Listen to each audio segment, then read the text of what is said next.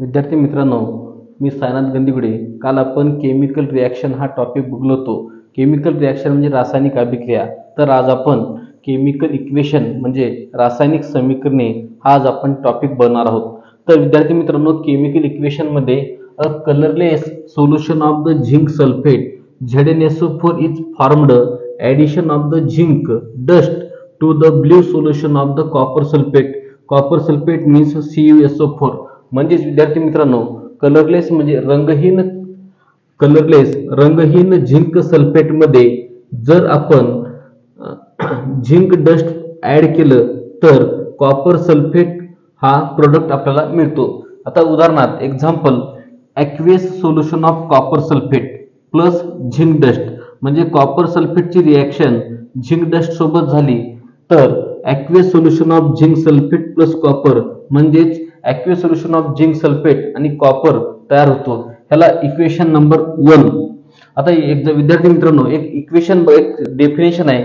The is a simple way of representing a chemical reaction in word. म्हणजे एक रासायनिक अभिक्रिया दाखवण्याची वर्ड मध्ये म्हणजे शब्दामध्ये दाखवण्याची एक प्रक्रिया, त्या प्रक्रियेला आपण वर्ड इक्वेशन असे म्हणतो. वर्ड इक्वेशन म्हणजे शाब्दिक समीकरणे. Word equation can be written in a further condensed form using the chemical formula. म्हणजे हे जे वर्ड इक्वेशन आहे, ह्या वर्ड इक्वेशनला आपण कंडेन्स्ड फॉर्म मध्ये म्हणजे संक्षिप्त रूपामध्ये आपण लिहितो आणि तो म्हणजे केमिकल फॉर्म्युलाचा वापर करून.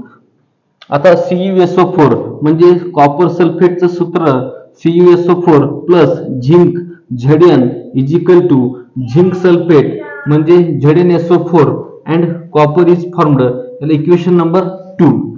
The representation of the chemical reaction in a condensed form using the chemical formula is called as the chemical equation. आता आपल्याला रासायनिक समीकरण हे बघायचं आहे. तर रासायनिक समीकरणामध्ये केमिकल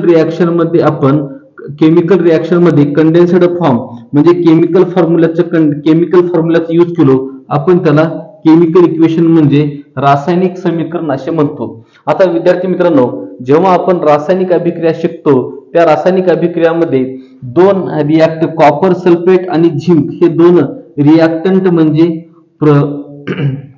रिॲक्टंट आहेत आणि झिंक सल्फेट आणि कॉपर आर द प्रोडक्ट. म्हणजेच या रासायनिक अभिक्रियामध्ये रिॲक्टंट म्हणजे अभिक्रियाकारके आणि प्रोडक्ट म्हणजे उत्पादिते या दोघांचा समावेश असतो. The ionic bond CuSO4 breaks and ZnSO is formed.